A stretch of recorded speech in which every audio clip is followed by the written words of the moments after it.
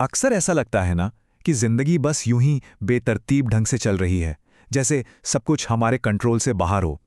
ये एक बहुत आम एहसास है, पर आज हम इसी उथल-पुथल में छिपे एक गहरे मतलब को समझने की कोशिश करेंगे। तो असली सवाल यही है, क्या हमारी जिंदगी सच में बस अचानक होने वाली घटनाओं का एक सिलसिला है, या फिर इस ऊपर ऊपर से दिखने वाली गड़बड़ी के पीछे कोई गहरा राज छिपा है? चलिए इसी विरोधाभास को समझते हैं।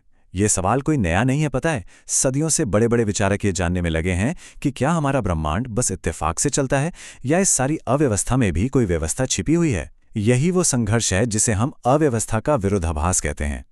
तो आज हम जिस कॉन्सेप्ट के बारे में बात कर रहे हैं वो है दिव्य व्यवस्था। इसका सीधा सा मतलब ये है कि जो चीजें हमें बेतरतीब या अस्त-व्यस्त लगती हैं, असल में उनके अंदर भी एक गहरा तालमेल, एक समझदारी छिपी होती है। अब जरा इस लाइन को ध्यान से सुनिए। ये हमारी पूरी सोच को पलट कर रख देती है। ये कहती है कि व्यवस्था अव्यवस्था के न होने से नहीं आती, बल्कि वो तो अव्यवस्था का ही असली रूप है। मतलब व्यवस्था ढूंढने के लिए हमें अफरा-तफरी को खत्म नहीं करना, बल्कि उसे और गहराई से समझना है।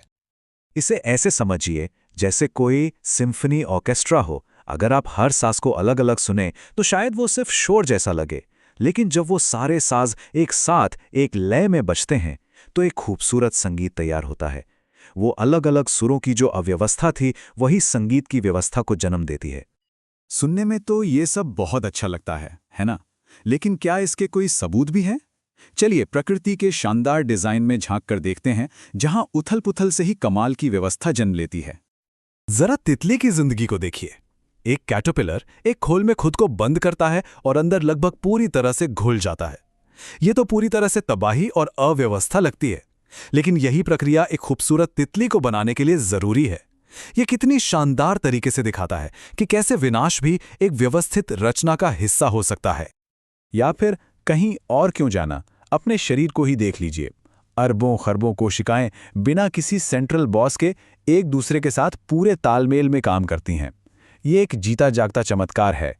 ये लगातार बदलाव और खुद को ठीक करते रहना एक ऐसी समझदारी की तरफ इशारा करता है जो हमारी सोच से कहीं परे है। तो ठीक है, प्रकृति के ये उदाहरण तो कमाल के हैं, लेकिन हम इस सोच को अपनी जिंदगी में कैसे लागू कर सकते हैं, खासकर तब जब सब कुछ गड़बड़ चल रहा हो। आइए जीवन में व्यवस्था देखने के कुछ तरीके सीखते हैं। यहाँ 3 आसान सी प्रैक्टिस हैं जो शायद मदद कर सकती हैं। पहली, सचेत अवलोकन, मतलब जो हो रहा है उसे बिना अच्छा बुरा कहे बस देखना। दूसरी, जर्नलिंग, यानी लिखना। ये बिखरी हुई घटनाओं में एक कहानी ढूंढने में मदद करता है। और तीसरी, अपने अनुभवों को एक नया मतलब देना। तो अगली बार जब कोई झटका लगे तो बस एक पल रुककर खुद से ये सवाल पूछना, क्या हो अगर ये एक बंद गली नहीं बल्कि एक नया मोड़ हो? सिर्फ ये एक सवाल हमारे देखने का नजरिया पूरी तरह से बदल सकता है। लेकिन इसका मतलब ये तो नहीं कि हम हाथ पर हाथ धर के बैठ जाएं और सब कुछ बस होने दें। नहीं, बिल्कुल नहीं। असल में हमारी भी एक बहुत जरूरी भूमिका है। हमारा हर छोटा बड़ा काम, हर फैसला, हमारी हर प्रतिक्रिया इस बड़ी तस्वीर का हिस्सा बन जाती है। हम सिर्फ दर्शक नहीं हैं, हम इस सिम्फनी के सह निर्माता हैं। हमारी भी एक धुन है जिसे हमें बजाना है। और यहीं पे सरेंडर या समर्पण का असली मतलब समझना बहुत जरूरी हो जाता है। समर्पण का मतलब हार मानना बिल्कुल नहीं है। इसका मतलब है हर चीज को कंट्रोल करने की जिद छोड़ देना और इस भरोसे के साथ अपना काम करना कि कोई गहरी समझदारी है जो अपना काम कर रही है। तो बस अगली बार जब लगे कि जिंदगी की उथल-पुथल में सब कुछ बिखर रहा है, तो एक पल के लिए रुक जाइएगा। याद रखिएगा कि एक अनदेखा हाथ काम कर रहा है, एक दिव्य व्यवस्था मौजूद है और हमारा होना इस खूबसूरत डिजाइन का एक जरूरी हिस्सा है। और जाते जाते बस एक सवाल इस पर जरूर सोचिएगा, क्या हो अगर जिसे हम अव्यवस्था या कियोस कहते हैं, वो बस एक ऐसी व्यवस्था हो जिसे समझने की नजर हमने अभी तक पाई ही नहीं है।